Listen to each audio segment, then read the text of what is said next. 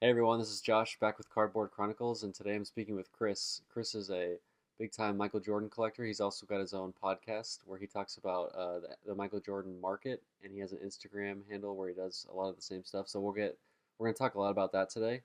So how you doing, Chris? Doing great, man. It's an absolute honor to be on. I'm number one fan of Cardboard Chronicles. That's awesome. Well, Yes, we've been chatting for like a couple of weeks now on Facebook and just kind of getting to know each other, and I know we're both pretty excited about this one. yeah, no, definitely. It's an honor to be speaking with you. You're a super collector, and you got the super podcast. So Yeah, man. yeah, All right, yeah, so why don't you start us off? Just tell us a little bit about yourself and then also your background in the hobby. yeah. So like you said, most people probably know me from Instagram, where I go under the handle of '90s basketball card stash, and I just analyze the Michael Jordan market. Um, I track the prices on pretty much every '90s insert. That's kind of my pastime, and it's kind of from there turned into you know kind of an academic pseudo scholarly look at the market. So what I try to do is suss out certain factors that are important and influential in the market, and then kind of distill them into something that is relatable that we all can kind of identify and talk about. So I'm sure we'll get into this a little bit, but there's a lot of pretty consistent factors that influence the market. And whenever I see something interesting, maybe it's a price going up, maybe it's a price going down, I post about it and I try to give an explanation of why I think this particular thing happened. So I do that, and then like you said, I collect too. So got a little Jordan PC. It's nothing compared to some of your other guests, you know. So, but what I don't bring in PC, I make up for hopefully in analysis. Yep. So So why yeah, don't you tell us what got you into the hobby? I mean I got to give the condensed version Sure. because that could be a super long story. Yeah. So, but basically, I collected as a kid, and then took like a 20-year break. Didn't even think about cards.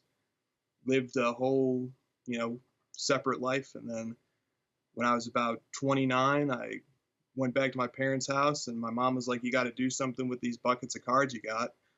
And I was about to just say, "Just give them away," and then my girlfriend, she was like, "Well, why don't you look through that stuff and see what's in there?" And so I did, and then that led to me getting on eBay, and then I started, you know, I went down the rabbit hole, and I was never seen or heard from again. So How long ago was that?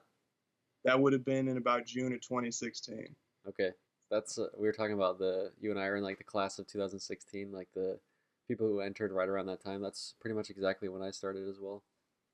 Yeah, and I mean we're roughly the same age. I'm 32, so I actually think we're kind of we kind of missed the ideal window, Hmm. because the guys who came in around 2014, late 2014, early 2015, at least in the Michael Jordan card market, were in hindsight we can say they were buying the dip, and really kind of in 2015 is when prices started to kind of go up a bit, and that's when I think collector passion started to intensify. So if we kind of look at the math of that, it's kind of like people who are about 2 or 3 years ahead of us, people who are maybe 34, 35, 36, that was the age, or that age range kind of kick started this, and they kind of revitalized this interest in the hobby, especially like '90s stuff.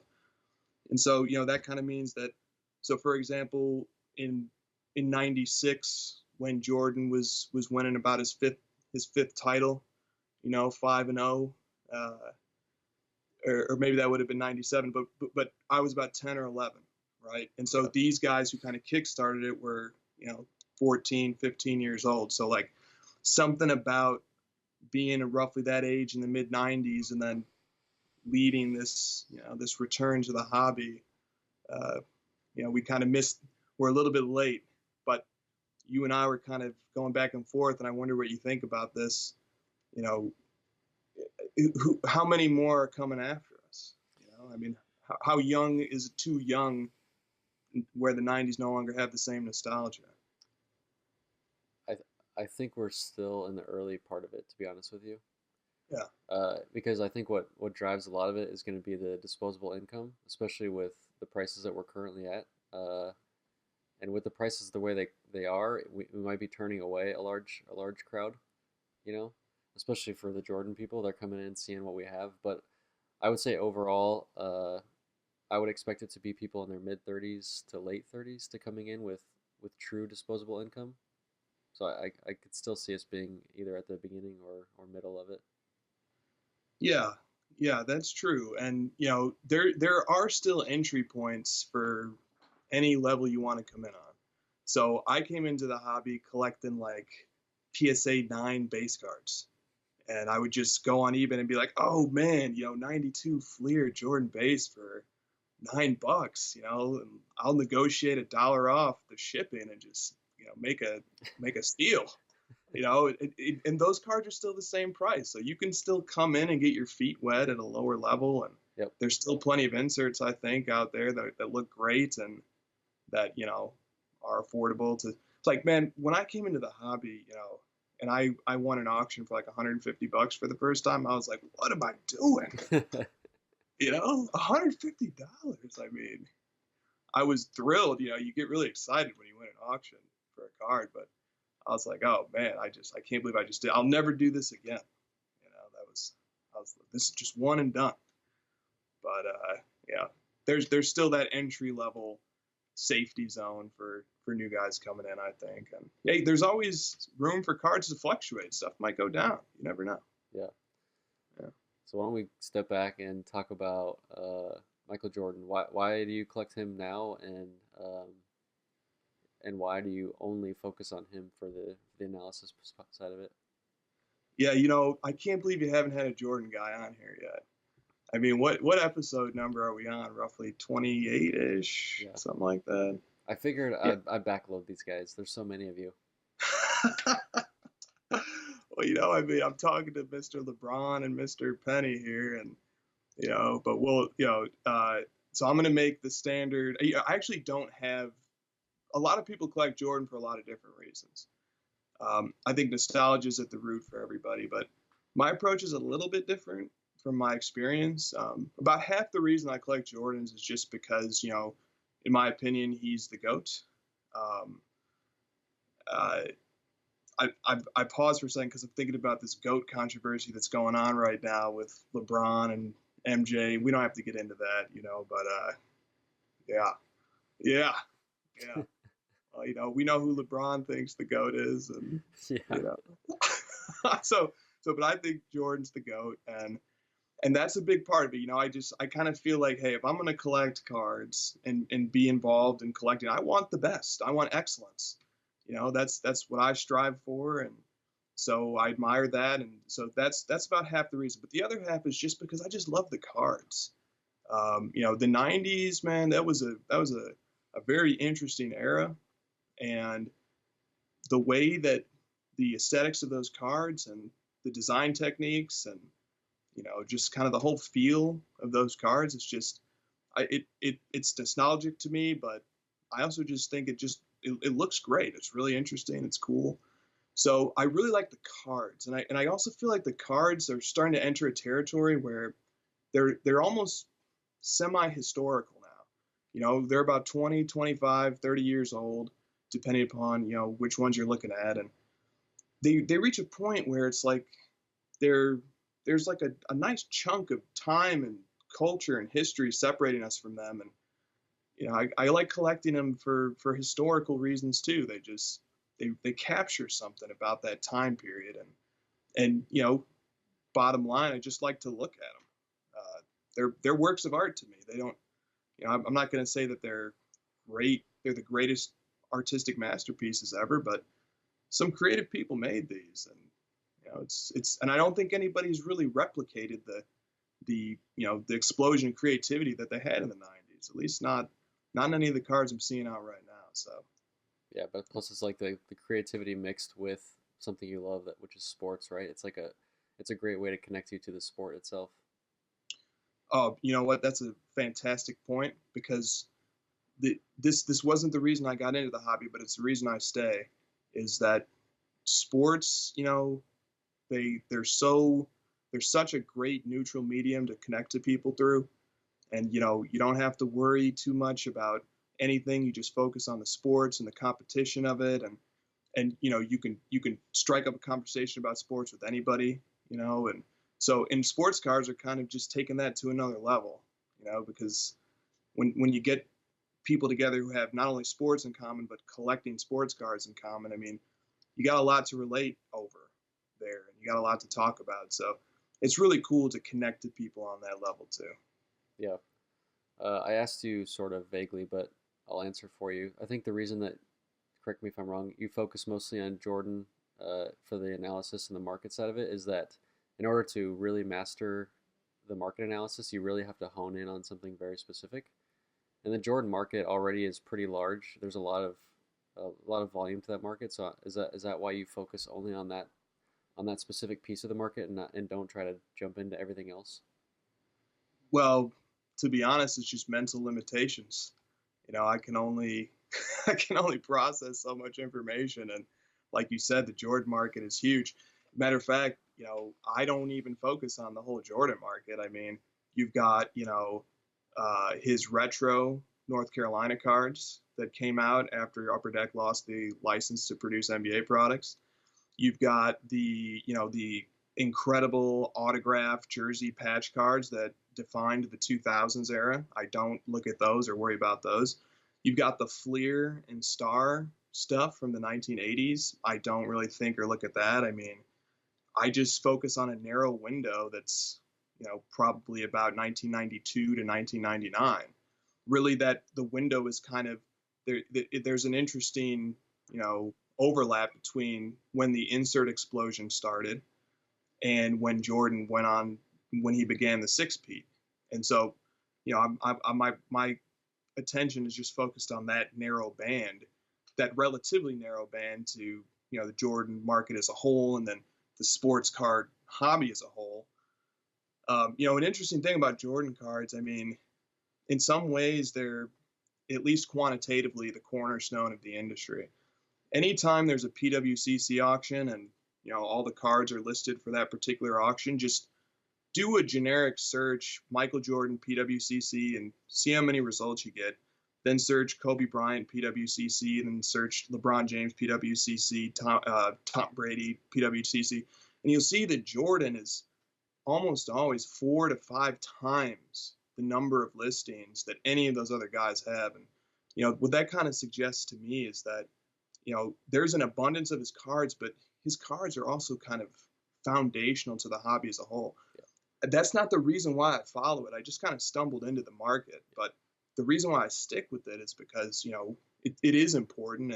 But like I said, I'm focused on a pretty narrow band. But that band of like 92 to 99 inserts is, in my opinion, the best block of cards you can focus on. You've got anything you want in that range. You've got mass produced stuff that looks cool, that's affordable. You've got extremely short printed rare cards that uh, I like Prism. I collect Prism. I collect some of the new stuff as kind of a side hobby, but that stuff, you get a parallel that's out of 49 or 99 or something like that, but there's like 10 other parallels of that same card. So, but there's stuff in the 90s that have true print runs of like 100 or 70 something, and maybe they have 2 or 3 versions of them, but not these like enormous variations. So you can get everything from the extremely rare stuff to the extremely common stuff, and then you get the first game jersey auto card. You got a little bit of everything in that window. Plus, I think another overlooked factor of collecting that era versus especially versus the like the 2000s game jersey auto stuff you're talking about, is the fact that he was playing during those years. You getting an autograph during like a game, during a season in which he was playing, you're getting these parallels in which he was actually playing during those years versus Upper Deck having the rights to Michael Jordan, right? It's a big difference. Yeah, well, I agree. there is something, there's something more appealing about collecting cards that came out, concurrent with his playing years. But with that said, there's a lot of people who really like the post playing year stuff and the 2000 stuff. And I think, what's interesting, I think what drives part of that is just there was some really cool stuff being made in the 2000s. The exquisite sets, for example, are just phenomenal. And I'm sure you can kind of speak to that. I mean, I don't own any exquisite stuff or anything from that era, but maybe one day I will. But yeah, so it kind of harkens back to what I was saying before about part of the reason for collecting Jordans is just because the cards are awesome. And you got stuff here that came out well after his playing years. One great example, I was just talking to a friend of mine, Jordan Cards 23 on Instagram, and he was pointing out to me, like, hey, look, the 2006-2007 Jambalaya card, a BGS 9 of that just sold tonight for $4,000. And like, I'm like, it's not a playing years card, it's not an autograph, it's not a jersey. How do we explain that? I mean, you could get for $4,000 some excellent playing years materials, but there's something about just the card. People just like it. So coming into this interview tonight, I was a little nervous that people would think that we're just sort of like either like pumping the Jordan market or just being super specific on like the investing and money side of it. But I love that you've said it like 3 or 4 times now. You just think the cards are awesome, and that's sort of like why we're all here in the first place, and what allows us to be able to talk about more in-depth things such as investing and making money and flipping and all those types of things. It's all based on the fact that we all have this shared understanding that the cards are awesome looking. Oh yeah, and what's an interesting question that I implore anybody to ask themselves when they think about cards in terms of a market is, which direction does the causal chain run? Is it that the cards are awesome, therefore they get increased values? Or is it the inverse? Is it that, we want to make a lot of money, so we tell ourselves that the cards are awesome? Yep. You want to guard against the latter thing happening, because then you sort of get a house of cards potential, so to speak, there. Yeah. But if it's the other way, if it's where you're collecting what you like, and then you just happen to belong to a community of people who have a similar taste to you, and the supply and demand ratio is such that not everybody can have something, it's not rocket science to say to yourself, well, it's going to cost more and more to get that stuff until either there's enough to go around because collectors are leaving, or just because people move on to something else. Yeah. So what you're saying is the good looking stuff will always be the highest in demand relative to the other stuff. I think so, and I think you think that too, and that's definitely a theme of if you kind of like listen to all your shows, which I listen to them in like chunks at a time, and I re-listen, and that's a constant theme of Cardboard Chronicles, is that people collect what they like, and the good looking cards, the stuff that people get excited about, you just see a picture of it and you're like, oh man, that looks awesome, I'd like to have that. That's the stuff that seems to have the staying power, and there's a logic to that, obviously. So yeah, I totally agree with that. So speaking of good looking cards, show me good looking cards. Just show me the 2 that you showed me right before. They're not they're nothing special. I'm just kidding. Yeah, man. I'm just kidding, man. Okay, so tell me the story about the pickup and how you traveled. I want to hear the story. Yeah, well, I'm currently on a holiday break with family, which is in the Northern Illinois area. That's probably not surprising that I'm from there, being a Jordan guy. Oh, by the way, I'd like to give a shout out to my brother, who got me this for Christmas. Just if I'm gonna be up here just shilling Jordans so hard, might as well just go all the way with it. So I got that. But anyway, yeah, I'm out here, and I'm doing shopping for I'm getting food for a Thanksgiving, or not a turkey dinner for a Christmas celebration with my mom's side of the family, and I'm bored out of my mind. I'm just walking around, and my mom's there, my girlfriend's there, and they're doing all the work. I'm not doing anything. I'm on eBay, and I see this card pop up, and I'm like,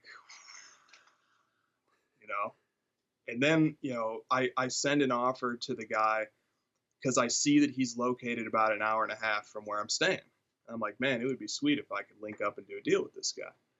And not thinking I'm going to land this card because I'm just bored in the store. But I'm like, this card never comes up. Let me do something. And he writes back and he's like, yeah, I can work with you on that. Let's see what we can do. And then a bunch of my buddies, fellow Jordan addicts, we kind of like a rehab group together for collecting. And then a bunch of them start hitting me up and they're like, dude, what do you think about this card? What do you think it's worth? Like, what, and I'm like, dude, I'm sorry, but I already made an offer on that card and I think I'm going to get it.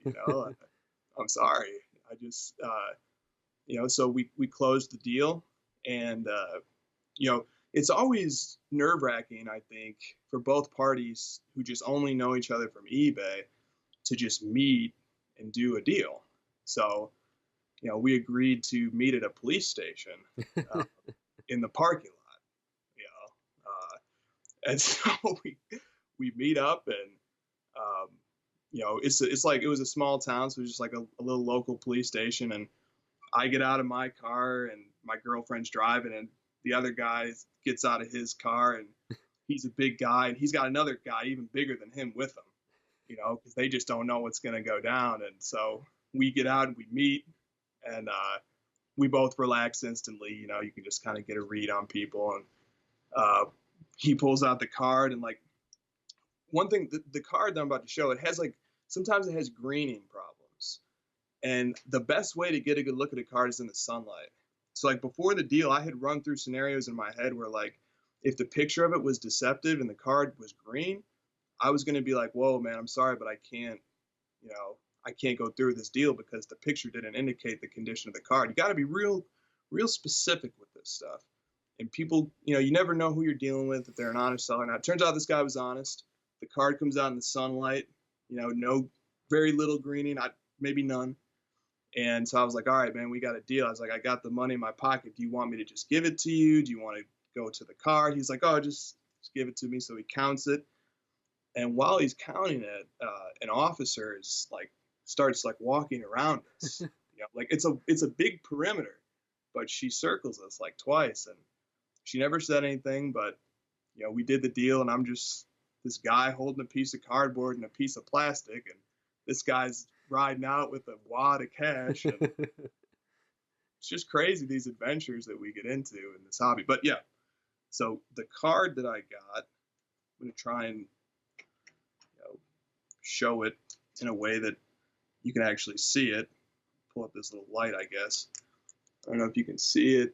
That light's helping. So describe what it is for the listeners. Yeah. So this is the 1997-98 finest embossed die cut gold refractor. This is a 9.5 and it's out of 74. So it's a rare item. And those are always green, to be clear. Like I don't think I've seen one with that little green before. No, man, I'm very lucky for that. I think I got a little karma on that. That'll probably get explained in a minute. But it was my number 2 Grail. We got those Grail cards. You've got a number of Grails in your PC that I'm quite that I admire. But for me, this was a number 2 Grail, and man, when you get that Grail card, and something we can talk about maybe too is kind of the process of how I had to fundraise to get that card, because that's an art in itself, the art of consolidation. Yep. So maybe we'll talk about that too. But yeah, that's the story behind that bad boy. So I have a really great segue to the other one. Sure. Are you ready? Yeah. We've been talking about green. It's Christmas. You're in the holiday spirit. What's the other color? What's the other Christmas color? Yeah, well, I got the Christmas lights out for you. I had my mom turn these on and, put us in the spirit. So the other color would be red. So let me show this guy. This one also comes with its own little collecting story. So nice. Yeah, this is the MJ PMG Red. It's a very from the '97 Metal Universe set, and the pose is very similar to the Penny pose. Yep. I've never seen both of those cards next to each other, but I bet they look sweet when Oh, they're, yeah. you know.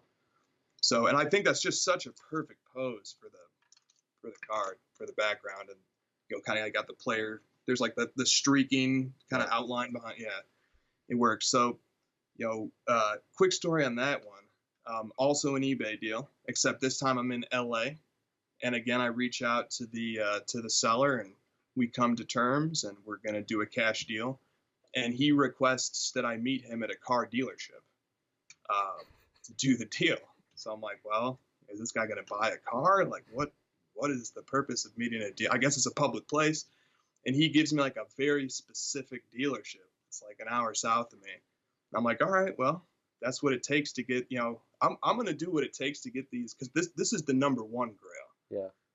Yeah. Number 0 Grail is the green, but we don't even give that a number because that's unobtainable.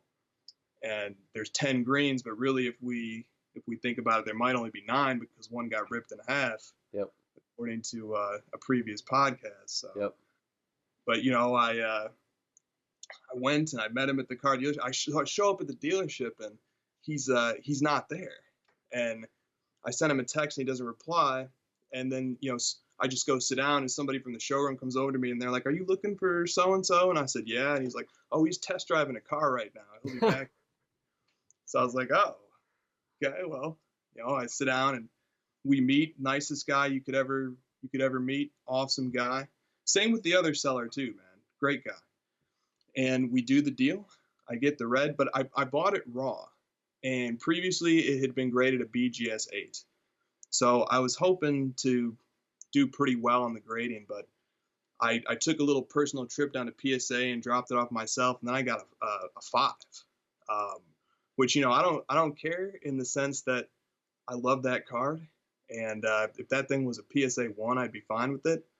A little perplexed by the grade because it's got the standard edge chipping, but other than that, it looks pretty good. No creases, no major flaws, but I'll take the 5. I'll take it and I'll love that card. And that it'll probably never see the light of day again. But I said the 9.5. I was able to get a 9.5 in the other one because PSA just slaughtered me on. Oh, there's your karma. Okay. Yep. Yeah.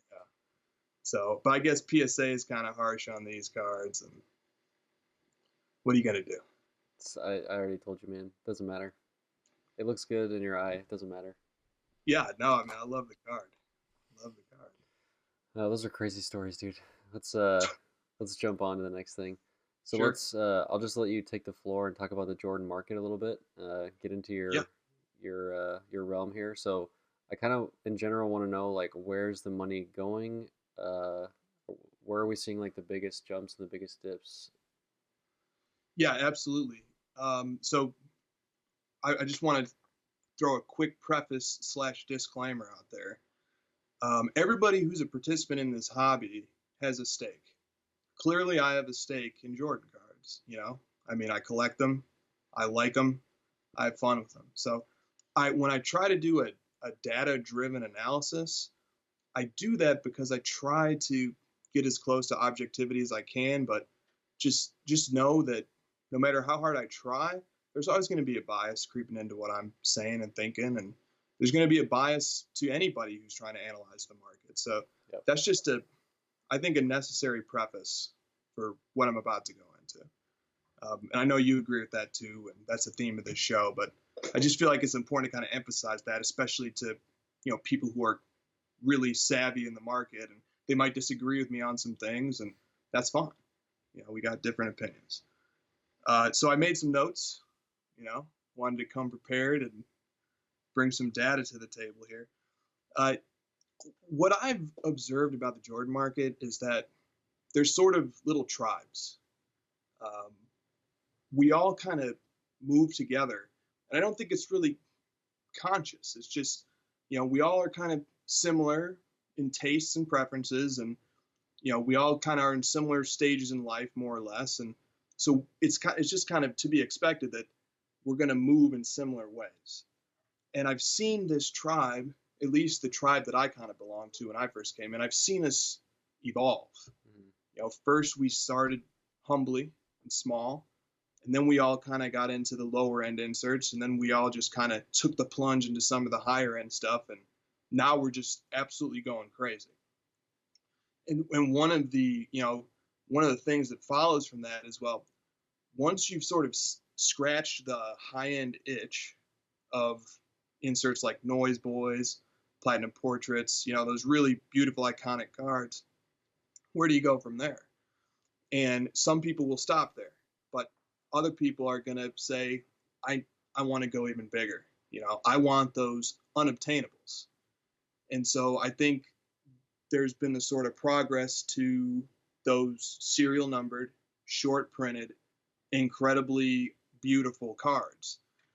And I've got a couple examples for you to kind of substantiate that.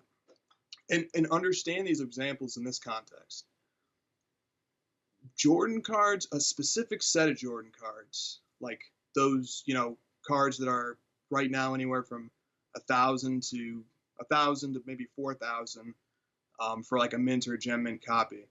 Those cards have sort of plateaued ever since they kind of reached their peak in late 2017.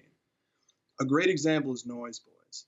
So like a gem mint copy of Noise Boys, the all-time high sale price for that card was in October of 2017. It has since then sort of stabilized at around 3,000 to 3,500 and hasn't moved for a year. So, while those cards have been stable after seeing enormous gains, Noise Boys, went from being a $500 to $1,000 card to a $3,000 to $3,500 card in the span of a few years. But then, that class of cards just flatlined. Now we're seeing a different set of cards sort of move up. And the first one that I want to talk about is the 97-98 Platinum Medallion, which is out of 100. And you and I were kind of talking about this card a little bit earlier, and neither one of us are like huge fans of the aesthetic of it. I mean, you have the penny, but I don't know. How do you feel about the aesthetic of that card? Yeah, we were talking about it's a little flat, especially given the price range of it. The price is where it's at, I feel, mostly because of the rarity of it. In relation to like rubies and PMGs, it doesn't really come close enough, so I just kind of skip it. Yeah, and I think that's reasonable. And like when as we're about to see here, compared to other more less rare cards, it doesn't sell quite as well. But the fact that it's low numbered and very hard to obtain, and there's at least there's something aesthetically to like about it, I think, is sort of a driving factor in putting it into this sort of elite class of cards. So I've just got 3 price points to tell you about. In 2013 and 2014, this card in a BGS 9 grade was selling for about $1,600 to $2,000, which is a high value for that period of time. Okay, fast forward to early summer of 2018, and a BGS 9 copy just randomly shows up on eBay, and somebody takes it via best offer for $3,900. So, okay, this card is approaching the $4,000 range. A few months later, in November of 2018, the card sells for $5,350. All right, so we're seeing a rapid increase in price on this card. All right, so there's Exhibit A. Exhibit B is the 97-98 EX 2001 Essential Credentials Future out of 72, which is a beautiful card. It also has a parallel Credentials Now, which is out of 9. All right, now here's how this card's been doing. In grades ranging from BGS 8.5 to 9, and I kind of got to be general like that because there's just not many copies. In February 2015, it was $2,500 via a PWCC auction. In December 2018, it sold in an independent auction, not PWCC, for $13,000. So a phenomenal explosion in value on that card, an unbelievable one. And you got to look at that and you got to say, why? Why did it see this explosion in price? Even year over year, if you look at 1 year prior to the $13,000 sale, it was at $8,500. So once like the cards like Noise Boys leveled off, cards like this are like nearly doubling. Right. I think it's the allure of the tribe kind of saying, Okay, what next? What's the next notch? And these are the type of cards that are the next notch. And so then Exhibit C will be the 97, 98 high voltage 500. If you notice the theme here, these are all 97, 98 cards. PMGs, the red and the green are 97, 98. The finest embossed die cut gold refractor, 97, 98. I mean, The rubies. what are you? Yeah. Rubies, I mean, Yeah. It's crazy. what are you cards? Yeah. So you got the high voltage 500. That's serial numbered to 500. In December 2016, one of those sells in a BGS 9 on PWCC for 1,000. But fast forward to December 2018, and BGS 9 is selling for $3,000. Okay, so this card is climbing after those, Noise Boys type of cards hit their max. And so then I'll just kind of throw this to the other nerds out there. If you want to look at some other cards that are showing a similar trend, look at like Molten Metal Fusion, which is 98.99, but that's out of 250. Look at Credentials, the one before the 97.98, the 96.97 Credentials, that's out of 4.99. Look at all these cards and they're doing something very similar. They're all seeing surges right now. And some other ones to look at are like the Flair Legacy cards, BAMs, Slam BAMs, but Rubies. I mean, Rubies are in a different class, honestly. I mean, those cards are already sitting in the 5-figure tier. So the challenge I pose to collectors and analysts is, what's next? Where's the tribe going to go next? And, or, what about the other tribes? What about the class of 2017? What are they going to be doing in the near future here?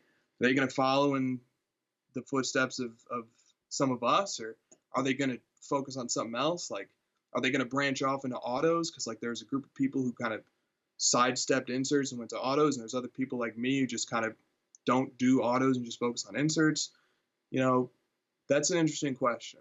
Is what's the next year going to hold, and what's going to be the cards of interest? And I don't know, but I'll be watching.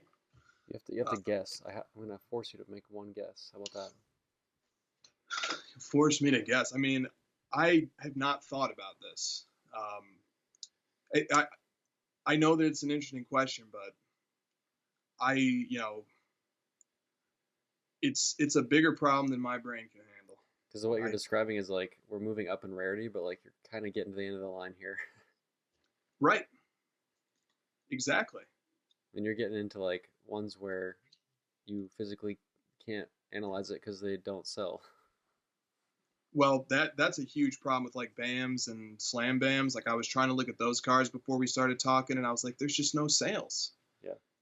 But PWCC has a PSA 9 Slam BAMs coming out next month, so we'll get a nice. That's probably the most high-end insert that's coming out in that auction. So, and anybody can go look at that. PWCC is impressive in that they list their auction previews for people who just can't wait like me, and yeah.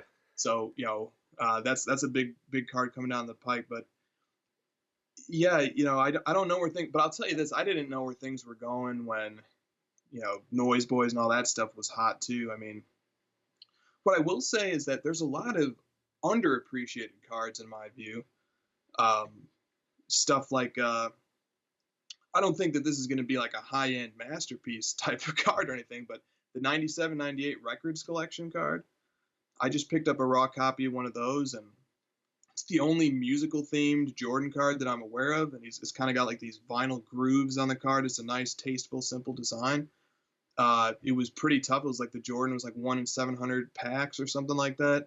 Comes from a great product, and it's just been totally overlooked, and it kind of suffers from that problem where it's so like non-existent on eBay because just the value doesn't really justify listing it, that you just never see it or think about it. But that's one card that I would say keep an eye on. A PSA 10 sold for like $80 earlier this year, and then a BGS 9.5 went for like $425 about a month ago. So is that an anomaly? We don't have enough data to make any solid observations about that. But that's a card to watch. some of these other, like I think some of the season's best cards by Topps are just sick looking cards, great value for the price. You know, I guess one thing that might happen is when you finally do see like one of those greens surface, or one of those just unimaginable, you know, mantelpiece cards come up. I mean, you might see, who knows what's going to happen with that. Uh, I don't know, man. And also, for most collectors, I mean, you can't have all these huge cards at once. Yep. You can have some, but then you got to sell some to get the others, and so maybe you might see some of these change in hands. Like before I acquired some of my stuff, I'd never even seen it in hand. I just knew that I loved the way the cards looked. I'd seen maybe some of the other players' cards in hand, but I'd never seen the Jordans. I mean, so you take a gamble and you get it, and then maybe it doesn't, maybe you don't like it. So then all of a sudden I'm like, oh, maybe I'm looking to, swap to a different card in that range or whatever. So maybe that's what we'll see some of. Um, I don't know. Maybe you'll see like the autos guys and the inserts guys kind of swap after a little while, and the inserts guys will be like, okay, let's mess with some autos now, and but some of those like exquisite cards, man. I mean, So expensive. Yeah. oh my god. I think the Jordan guys like yourself, you kind of have to pick and choose. You can't go after all of them. Whereas I mean, I could go after all of them. It's a little bit easier. It's like the relationship, the ratios is so much lower that I two high-end Michael Jordan cards is the value of like 10 Penny Hardaways. So it's a lot more feasible. But I can see what you're saying, where they're changing hands so fast because of just how expensive they are. Yeah, absolutely. So maybe, I don't know. And I'm gonna drop one more insider tip for everyone. When are people gonna figure out that Michael Jordan has Prism cards? You're dropping a big bomb on him He with has. that. People are like looking at all these prisms and all these refractors. Well, the goat has his own refractors, so start looking backwards, people. Well said. And so some of that stuff's like, it's not as rare as the cards we're talking about now, but it's a heck of a lot more rare than Prism stuff. Yeah, it is. And some of those cards you're talking about are some of the most beautiful Jordans, in my opinion. I was always into refractors, and so there's one area that maybe people will jump into a little bit is refractors. Refractors do not get the same love that inserts get. I don't know why. Maybe because with a refractor you can kind of get the base version and just be happy with that if you don't want to, go on a wild goose hunt to land those rare cards. Whereas with inserts, there's no really base version. You just got the one, and you got to have that or you don't have it. But inserts might be an area of interest. I'm sorry, refractors might be an area of interest that people take up next, especially like the chrome stuff from like the mid 90s. Yeah. That stuff's sweet, and very tough to find one without the greening and well centered. So maybe that's on the horizon. I don't know. I don't know. I'm just seeing like, I can kind of see what's happening with it's like Prism rookie cards. The silver prisms. That's all the rage right now. Everyone's got to get all the Doncic Prism silvers. Everyone's got to get the Simmons and Tatum and Mitchell. And then it's like, all right, we're kind of bored of that. Let's look at like LeBron Prism silvers and LeBron refractors. And then it's like, wait, it goes back even further. There's Michael Jordan refractors. So there's still a lot of we obviously know there's a ton of demand for refractors just based on the Prism market. So there's a lot of room for people to move around within that market. Yeah, maybe you could talk a little bit about the LeBron Prism. I mean, you brought it to my attention, and then I started looking at that card and looking at its recent sales. And like, yeah, that was that the 2012 maybe or something. I mean, that card has exploded. It's the 2012 Silver Prism LeBron. So that'd be the first year of Prism. He was in a Heat jersey. I'm sort of guessing, but I'm pretty sure I paid around like $80 last year, and I felt weird paying that because like a lot of the LeBron Silver Prism stuff is like not that hard to find. but I was like, oh, it's the first year, I'll just buy it. And then an auction went is going right now, and I think it's already past $400. And so then someone posted a best offer, and I think it sold for 500. Could be off by a little bit, but I think it's around $500. And then someone else posted one at like 600, 550. So that's kind of the range we're looking at, and that's within 1 year. We went from 80 to 100 all the way up to 500. And let me riff on that for a second, because I want my fellow, Jordan guys who are in a vacuum to think about that. Like, I'm kind of in that Jordan vacuum a lot of the time too, but there's a whole hobby outside of Jordans, and it's moving in very unique and interesting ways too. Yep. Like, you got that iconic LeBron Prism. I think like it's kind of like his main Heat jersey Prism card, and people, are very much wanting this card, and it turns out it's extremely rare, and the silver print run for that year was super low. And you're seeing LeBron cards, not Jordans, make phenomenal gains, and this isn't a rookie, and it's not an autograph, and it's not even serial numbered. It's just a great looking LeBron card from, right in the heart of his playing career. It's not just Jordans. Yep. It's other cards and other players who are experiencing similar, or even honestly more dramatic price increases. But it's the same like tribe mentality almost. Like, okay, we've moved on. Like, people are still doing the rookie prism stuff, but it's like, all right, let's move on and see what else there is, right? Let's all move together and find the next thing. So the challenge is, as an individual, how do you look for the thing that's ahead of what everyone else is looking at? How do you do that? Yeah, and it's interesting, and it's tough to disconnect from, Josh or Chris, the collector, Yep. to become the analyst. But one thing I see happening with Jordans, and this probably is happening in other markets too, is like, there's this steady flow of new entrants. I would actually call it more of like a trickle. Just the faucet is just a little bit open, and every day, every week, there's a couple new people getting their feet wet in the market. Yep. And there's evidence for this. And the evidence is that those like really desirable but high population Jordan cards are seeing price increases that don't make sense given the population, and the fact that most of the people of like the class of 2016 and class of 2017 have them already. So I'll just give two examples. Number one is Hot Numbers. It's a 95-96 flare card. I mean, the PSA pop is 217 total, and the BGS total is 450, and about 80% of those are gems. I mean, there's tons of these cards out there, and I kind of did a back of the envelope calculation on the print run of that card, and it's in the thousands. It has to be in the thousands. So, we've seen that card go from about $184 in December of 2014 to $965 in a PSA 10 holder in December 2018. There's like about 15 BGS 10s and 2 black labels. Those sell for $1,500 plus. And we'll see where the BGS 10 is at, because one of those is also coming up in the new PWCC market. So you look at that card and you say, man, the pop is so high.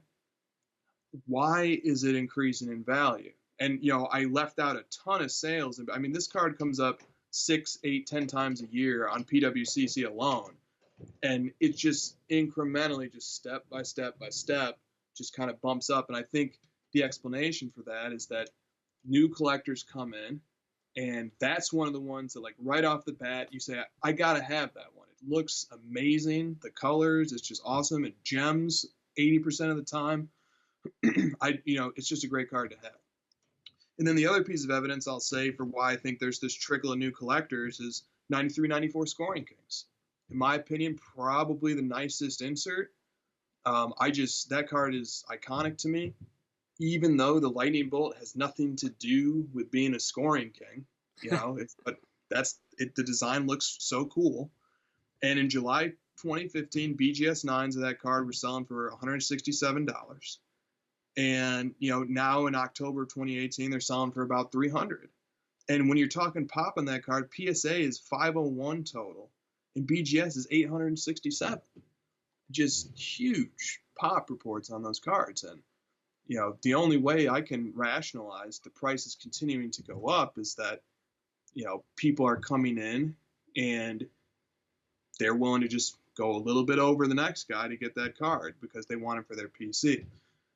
I want to anticipate an objection to some of what I'm saying, and I think there's some truth to this objection. It's that, well, there's just shilling going on, and people who are dabbling in these $300,000, $500,000 range, that's a prime range for shilling activity.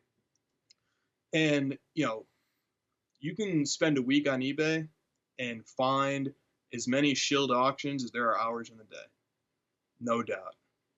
The flip side of that coin, however, is that when you look at data sets like PWCCs, which PWCC has a policy where once you send them your card, they don't send it back to you. They list it.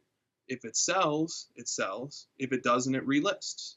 So, somebody's paying for these cards, in other words. Right. It's a delicate subject, and we don't want anybody to get fleeced or hurt, and we don't want anybody to be misled into paying more than what something's worth. So bear that in mind, that learn to look at auctions, look at bid history, look at all that stuff. But when you discount for all those things and you adjust your view accordingly, still what emanates from the data is that new collectors are coming in and they're scooping up these cards, and despite the fact that they're high pop. Absolutely. Next topic. I'm giving myself a second to digest all that information. This is the most data-driven interview I've ever done, so I have to digest slowly. I'm sorry, man. Numbers just don't work really in the audio medium, but I don't know how else to talk about this stuff. So no, dude, I love it. I love it. So keep it going. All right, next question. Let's talk about market recession and we've been talking about everything going up, trickling, collectors bringing prices up. What's the next thing to go up? Let's assume that there is a market recession, and we're kind of like feeling like we're getting into one just based on the stock market, the S&P 500. Let's assume that market does go down, and it goes down for the next year or so or whatever it is. How do cards react to that market? And if cards follow that market, are there any cards that ignore that and they continue to go up or hold against it? Well, now we are entering, the realm of pure speculation. I know very little about any market outside of Jordans and sports cards. So, I have to take a common sense approach to this and kind of marry that together with the experience and the insights that I have from collecting Jordans. And what I can tell you is that myself and a lot of other collectors, whether we were, faced with, hey, do you do cryptocurrency or do you keep buying Jordans? Or do you put money into the stock market or do you keep buying Jordans? Or do you just save cash or do you keep buying Jordans? I mean, for most of us, the vast majority of the time, it's been Jordans. And in fact, I think we kind of have seen that, like, especially people of our generation, the much maligned millennial generation, that we are bored with just stocks and bonds. As cool as it is to be able to day trade and, look on your computer and see you made $20 on this stock and you own 100 of it or something, so you're thrilled. That never did it for me. And, I think that's kind of the case for a lot of us too. We're just not that interested in just making money and, that's it. There has to be something else. Maybe it's, if you're working towards a goal, I get it, but we're a little different, right? So I think when something like collecting cards comes around, all of a sudden, there's this market element, but there's also this like game to it. Yeah. And there's the chase, and you're dealing with tangible objects in a world where everything is digital and just in, the ether. So there's something, I think, uniquely appealing about that to our generation. And I think, like, when you look at the fluctuations in the stock market, if you're a millennial and you have a certain amount of the stock market, and then you see, oh, it did really well, and then, oh, it tanks. And, at what point do you say to yourself, well, I can ride this wave, but at the same time, maybe I'll just try cards, or I'll try And it's not just cards, right? It's collectibles. It's all types of stuff that people, are into that are turning into investment vehicles because we're all sort of seeing them as investment vehicles. Like, I don't know anything about this market, but I've heard from people who, are at far greater stages of their life than me that the vintage car market is just like insanely, inflated and going crazy right now. And I think even with, that generation of people and investors, they want something more Yeah. than just a stock certificate. Yeah. So I don't know what you think about that. I'm just gonna like try to dumb it down. I always picture this scenario where um, if you're holding stocks, which is sort of like this, it's sort of like a representation of money. It's not really tangible and you can't really hold it. So if someone says like, "Hey, your stock doubled in one day," you're like, "Sell, sell, like give me the extra money, right?" And if someone told you your Jordan PMG Red doubled today, you'd be like, "I'm not selling that shit. I don't care if it doubled, right?" Hold. It's almost like I don't care what it does in price. And a lot of you see this with a lot of collectors that you run into. Like someone will offer them double, and it's like, no, sorry. Like, uh, so it's like this. It's extra like emotional attachment to the item as opposed to uh, just the financial side of it. So there's always that kind of wild card that plays into it. So all that to say, I kind of feel like we can't predict what's going to happen to the card market just because it's so emotional, and it might just be more about like the trends and like culture versus the pure money side of it. Yeah, and that's what makes the market behavior so interesting to look at, is that it's kind of unlike anything we've seen before.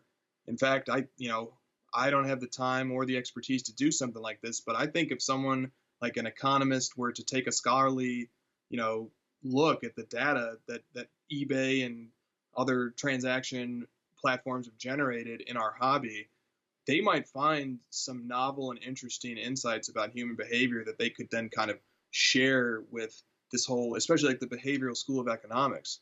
And like there's like the Chicago School of Economics that has the efficient market theory.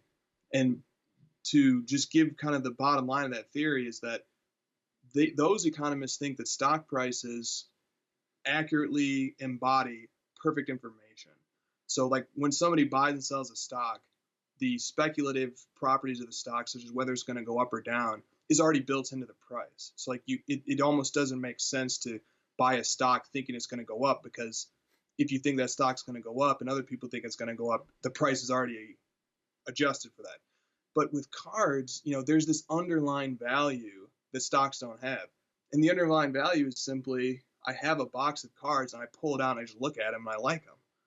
And so in some ways, I think the market for cards hasn't totally incorporated that, that enjoyment, entertainment value. And that's one theoretical way to explain why prices keep going up, even as pop reports go up, even as supply, sort of remains constant. In other words, there's some cards that are always on the market, but they still keep going up. Well, maybe that's just because, when like what you said that inspired this thought was, when you get a card, you may be paid X for it. Somebody comes along and offers you 2X, and you say no, because you're getting more than just X out of it. You're getting that intrinsic value out of it. And then, if you have a cool card, you can show it to somebody and you get that value out of it too. And I don't think our market has totally incorporated that information into prices. Yeah, absolutely. Yeah, it's hard, man. It's hard to just guess. But I think I think you made the point at the beginning, like Jordan guys, especially, all these different things keep happening in your life, all these changes, crypto, like all these fads come and go, and the investment side of things. But the thing you always keep falling back to is Jordan cards. It's like you guys all just like keep riding that wave forever, and eventually, like the prices are gonna get so high that eventually something's gonna have to correct itself within the market. But it's hard to guess at this point. Yeah, and you talked about recessions, and sort of one question that people ask me sometimes is like, can Jordan prices go down? And the answer is a definitive yes. And in fact, if you focus on certain cards, they do go down, and they have gone down. it's even amidst all of the excitement and collector interest that's been going on from 2015 to present. And I have some examples of that. So one good example of that is the 87-88 Fleer card, which is Michael Jordan's second year Fleer card. It's not technically his second year in the NBA, but it's his second year of Fleer. Right. Now that card is trending down in a similar like step-by-step incremental way that we were seeing like scoring numbers or scoring kings and hot numbers go up. So here's the trajectory of that card in a nutshell. All right. And before I tell you that, let me just break this down to you. The PSA total pop on this card is 11,000. The BGS pop is 5,000. And between the two, there's about 3,800 nines. And I'm going to focus on nines here for a second. So in June of 2015, a PSA 9 of that card was 185. All right. By April of 2016, it's 444. Now, this was just before I came into the hobby. But when I came in, I sort of like looked at the recent months, and I saw like that these Fleer cards were just going crazy. And this matches that observation because then we see by May of 2016, the card's up to $1,000. And all this data is strictly PWCC data. So we're comparing apples to apples to the best extent we can. You get to August, it's back down to $700. You get to November 2016, it's down to $510. You get to May of 2017, it's down to $400. In other words, back to where it was in April of 2016. And then by the time you get to October 2018, you're down to $335. So the card has almost come full circle. It's returned to its November 2015 value. In other words, it's not a perfect one-to-one comparison to look at inserts or autos and compare it to the Fleer stuff.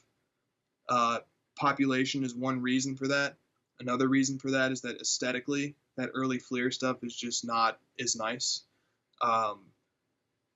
And, the second year card is cool, but it's not the rookie. There's just not that extra interest component to it.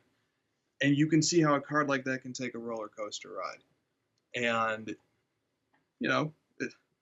from $1,000 in May of 2016 to $300 in October 2018 is a substantial drop in value. Yep. That can happen. That can absolutely happen. That's a case of, it sounds like people getting bored of those cards maybe and moving on to more interesting things. Yeah, and if I can speculate on that for a moment, I also think that like those cards are particularly victims of the current hobby trends because when you're talking about 15,000, 16,000 total pop of these cards plus all the ungraded ones, you're talking about more people than probably there are Jordan collectors. Right. So there's people who are not Jordan collectors who are putting these cards in their collections because they're old, they're vintage, this is cool, and those people are not as committed to those cards, and they'll sell them if they want to get the newest hobby box of Prism. Yep, totally. So, like, it's sort of an indicator that, like, current cards are doing really well right now. Yep. When you see these cards dropping off. Yep, it's an easy card to. It's mentally a very easy card to move, knowing like I'll just get it back later, whatever. Who cares? I need Prism today. Right. It's a good point. I mean, I've been busting Prism. The new the 2018-2019 Prism. To talk about why we love this hobby. So like my girlfriend is really the one who collects that stuff, but like I can't help but jumping in on the fun with that too. Yeah. And now my brother's collecting football Prism, and my cousin is collecting Jordans. And like, now we all have these new things in common that brings us closer. And, I like my brother gets like a Baker Mayfield out of 25, and like I would have never cared about football cards, but he's collecting them. And I'm like, dude, oh man, when that card came out, I like got up and ran around the room. I mean, I was going nuts. And so I brought another card to show you because I think this is funny because when you talk about hype, I mean, we are seeing the great white hype in more ways than one here. going on right now, right? Yep. So let me show you something. This is my girlfriend's card that she pulled. This is the Luka Orange Prism, and it's out of 49. I'm sure you can't see that, but it's out of 49, and I've got it here. She gave me the permission to display it, and that card is red hot.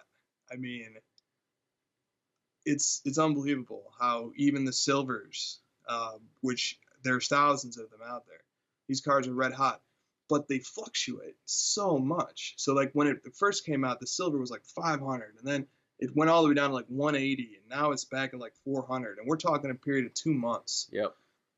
I went into a card shop here in Rockford, and the store owner gave me a sweet deal on some Jordans, and I couldn't believe it. I was like, why would you do this? I mean, you have to make your margin, and like I can't turn down the deal, so I took it. And come to find out, he is all in on Luka cards. He believes that Luka is going to be a phenomenal player. He believes there's a lot of market factors and forces going on there, but at the same time, he believes that the hype's going to drop off eventually, and so he just kind of sees an opportunity to, and this is what card store owners and dealers have to do, is just make their margin. And he explained to me, he was like, look, man, he's like, I can get a Jordan card that's $1,500, and in a year it'll be $1,800, and that's great. But I can get a Luka card for 180, and next week it's 400. Yeah. So that's a different ball game. I don't like to play in that Prizm ball game. Like, we're gonna grade that Luka, and then it's going in a box. That's what she wants to do with it.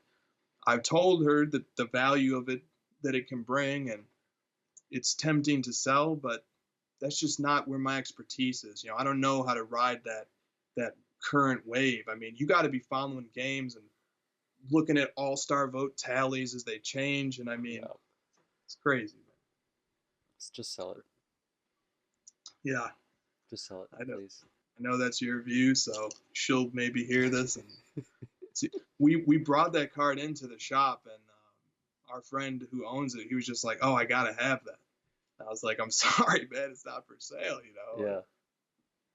Can you at least admit on the surface the card itself is ridiculous? An orange prism for the blue Dallas Mavericks. I mean, what's funny about this card too is my girlfriend and I, we share you can just get that neon orange going. Yeah. Yeah. It's coming through well. We both share a 2007 orange Honda Element. There you go. That's our vehicle of choice. So, she needs to prop it up on the dashboard or something. So the orange theme is just in full effect. But that card feels like something that, like you said, dealers are riding the hype on it and riding the price fluctuation, as opposed to like, is this an actual good looking card of a legendary player that I want in my collection long term? No, it's not. You want it in your collection now to be a part of the hype, to be a part of the story, to be a part of the fad. But eventually, supply and demand is going to kick in and this thing's going to drop. It's just a matter of time. Yeah, and one thing that I'd be leery about as if I'm a person who's collecting for value is, man, the draft class next year is going to be nuts. Oh yeah. So Luka we might be like Luka who a year from now. Yeah. Sadly, he'll sort of like fall back in the shadows a little bit with Zion. Yeah, it's but hey, I have to tip my hat to Luka, and for everybody collecting them, I hope his values keep going up. I hope he's the next great thing. So it's a fun year. I mean, being part of the hype is, we can't understate just how much fun it is to be a part of, like, seeing his card show up on every Facebook post, all the threads. It's like, man, I'm a part of this, right? Like he's so popular right now, and I have one of his cards, so I can understand that part of the fun in it. Yeah, and plus, I mean, opening packs, man, it's an irrational, emotional, fun thing. Yep. Yeah. All right, man, I'm gonna wrap it up. Is there anything else burning that you want to bring up? Why don't you do a quick plug for your podcast and what you've got going on. Yeah, so I enjoy what you do so much. There was just a void in this hobby Yeah, for a period of time where there was no content that I could just listen to while I'm playing 2K and like relaxing, or like that I could just put on when I'm going somewhere or whatever. And then here comes Cardboard Chronicles, and I'm like, oh, this is it. I mean, I listened to these episodes like 2 or 3 times. Like, we need more. We need more content, people. So, but we have this show. It's great. We just started a podcast, my girlfriend, my cousin, and I, called House of Jordans, where we just look at the Jordan market. And, even if you don't collect Jordans, there might be something in those episodes for you too. Just thinking about, the way the hobby goes, and maybe you see a trend there that translates somewhere else. But yep. we're on iTunes. We're on Buzzsprout. And I'll post links on my Instagram when we have new episodes come out. And one thing I discovered being on iTunes is that there are other sports card podcasts. There's one called like Breaker Culture. There's a couple other ones that I started listening to, and eventually, like, we're gonna actually start creating some good regular content on a level that like satisfies that need for hobby talk. Sure. So, I implore everybody to support these podcasts and, listen to them. Start your own if you have something interesting to say. I would guess to say that now that your cousin and I think you said your brother and your girlfriend are all into card collecting, like, you guys are closer as a family because of this, right? Totally. So I think we didn't talk about it quite enough in this, but the other irrational part of removing logic from cards and us like enjoying how awesome the cards look is also the discussion around it, and sort of like the friendships you make, and the community itself is such a very strong like vortex to it that pulls us in very strong. And like you said, that's what that was kind of a void in the hobby. It was kind of just the threads for a while in the forums, but it's kind of moving more towards more personal communication. It is, and we're fortunate for that. It is very, very lucky that we can have something like this hobby, and we can all just get along through it and relate to each other through it, and get to be a part of a boom era. When people look back on this era, they're gonna say this is the new '90s. I mean, cards are just in an amazing space right now. Yep. I don't know how long that will last, so enjoy it while it's here. And man, we're lucky. We're very lucky. Absolutely. Can you be the one to nominate the next one of your Jordan crew to interview with me? Yeah, so you don't have to do it. You don't have to do it on air, but you can. You can. Okay. All right. Well, here's what I'll say on air. If you think I was about to say your name, I'm talking to you. We are underrepresented on this podcast. It's a damn shame. Come on, get on this thing. And I know some of you guys have PCs that just put mine to absolute shame. So come out here and, show what you got. We all want to see it. So let's go. All right. Thanks for the ending. We'll find some more of the Jordan guys. I know who they are, so we'll find them. Don't worry. There we go. All right. Thanks for the chat, man. Thank you. See ya.